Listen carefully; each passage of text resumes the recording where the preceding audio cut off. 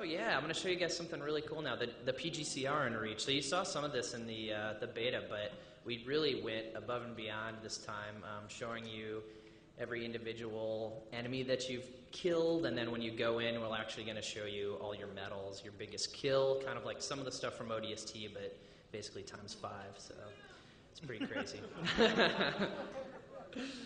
So I think at this point, what I'm going to do is switch over to Shishka. And Brian's going to do a little introduction. Thank you. We're only 9 minutes.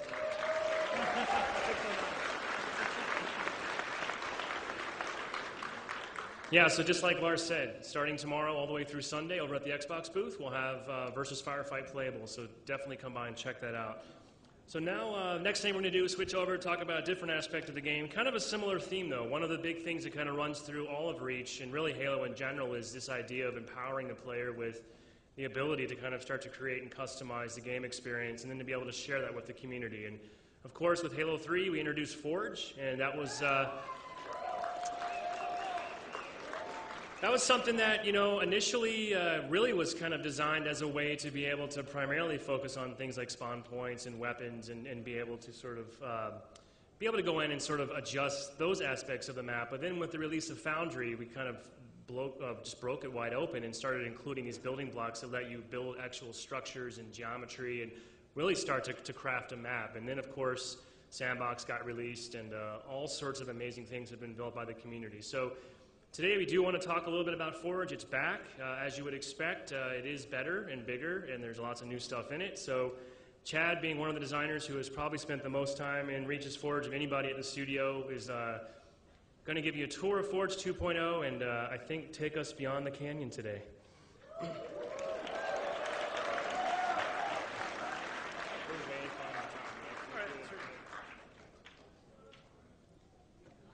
Hi.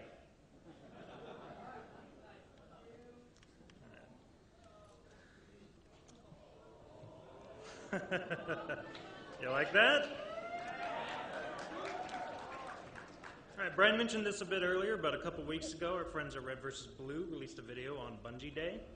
They announced the return of an old friend, Blood Gulch.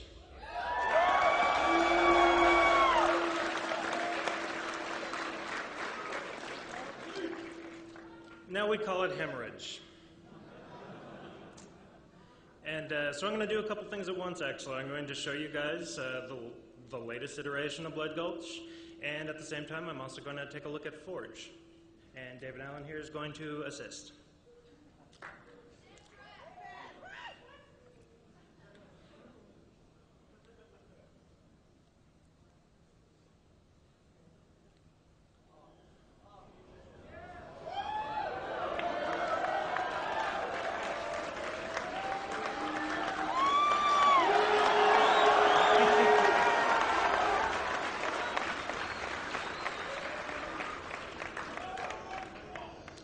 Welcome back. All right, so immediately, I'm in Forge right now. As you can see, I'm in monitor mode, just like in Halo 3. Through monitor mode, I am able to edit and manipulate objects that were placed in Forge. In this case, that's actually most of the map. To demonstrate, well, here is the initial spawns for the blue team. You can tell because they're little Spartans. And we actually color them for teams. So if I actually wanted this guy to be red, or green, or orange, or purple, you get the idea. Just how forgeable is the map? Well,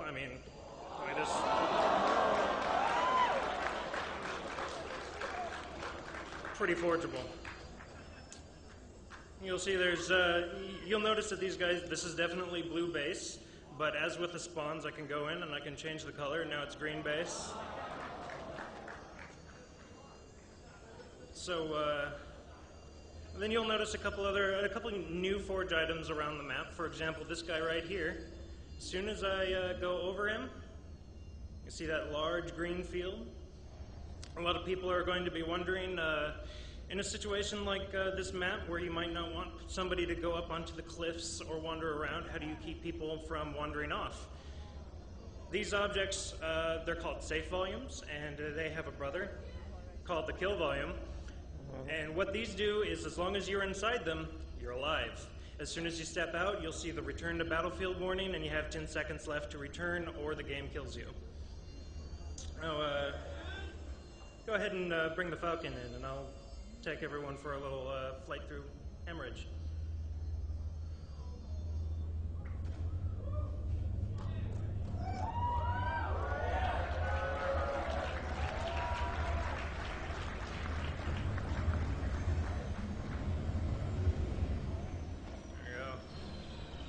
Go ahead and sit on the gun. All right.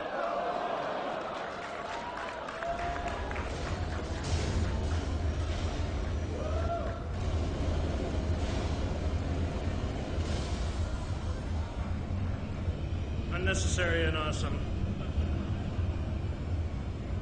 All right. So, just to further reemphasize how forgeable this map is, David Allen, if you would so kindly. Just delete that guy. There you go. All right, I'm gonna ditch him for a little bit. As you can see, this is Blood Gulch in all of its glory. It's actually the bases are designed after Blood Gulch from Halo 1. The geometry was taken straight from Halo 2 and then up-res, so the terrain's a lot nicer, but it's based on coagulation. And all right, so. I think I've talked enough about Blood Gulch. Should we finally go beyond the canyon?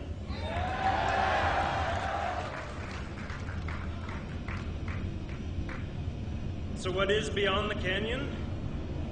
The majority of the map.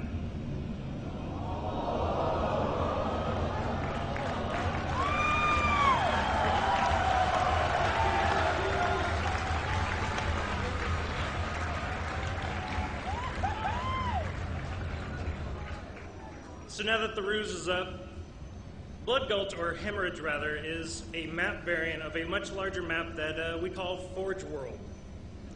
Forge World is a series of unique spaces, some of which based on previous maps, some of them brand new to Halo, that we designed specifically for users to work within Forge. Right in front of me, you are seeing what we call the island. I assume you can tell why. The island is a rather large, great for like 16-player games style map. It's kind of bent so you can play like Sidewinder style map setups. You see David Allen down there driving around. Just for a sense of scale, how far away I am from the actual island there. That's a Warthog.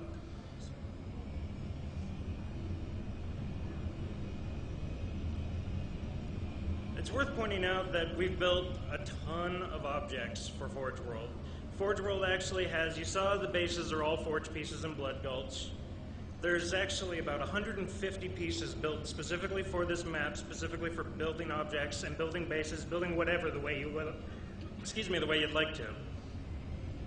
Let's go over a couple more of the spaces here. This is the Rock. Again, we're very creative with the names. The Rock, the Canyon, the Island, Forge World.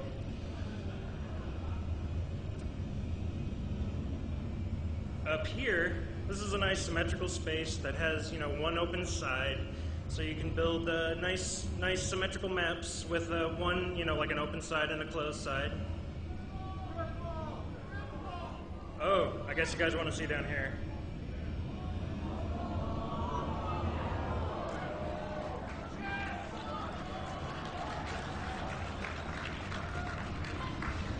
Hey. This is the Coliseum. The space, roughly the same size as the crypt from Sandbox, if you're familiar. A little larger, actually, and we've provided pieces that are perfect for building specifically in here for sectioning off pieces of the map. We've actually built our own Gripball variant that we've playtested a bunch in here. All right. Since this is kind of the perfect lab for playing around in Forge, figure I'll show you a couple things.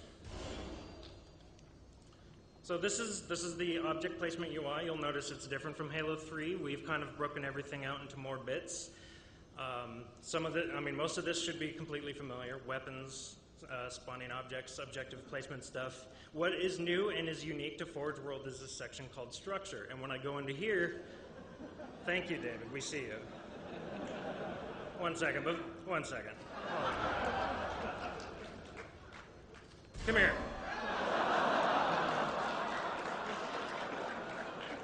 All right. I feel better, thank you. All right. So let's go to structure now.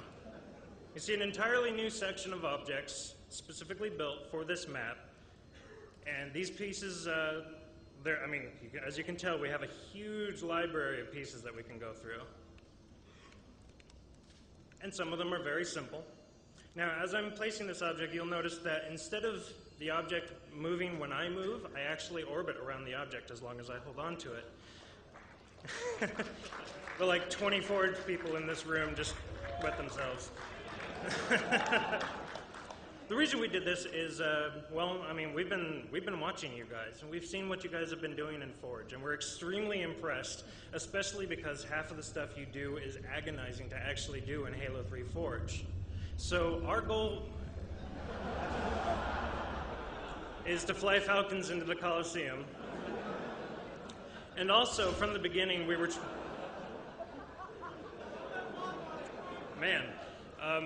From the beginning, our goal has been to make Forge easier to use. So, for example, I let go of a piece, it stays put.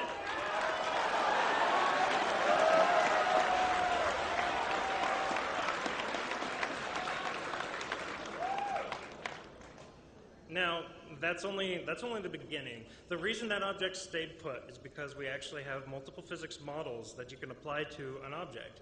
So, for example, there's normal, which if I drop it now, behaves correctly. What you saw earlier was fixed, which meant once you let go of it, it stays exactly how you let go of it. And the most exciting one, I think, is called phased physics. And what phased physics allows us to do is actually interpenetrate any object through any object or world geometry.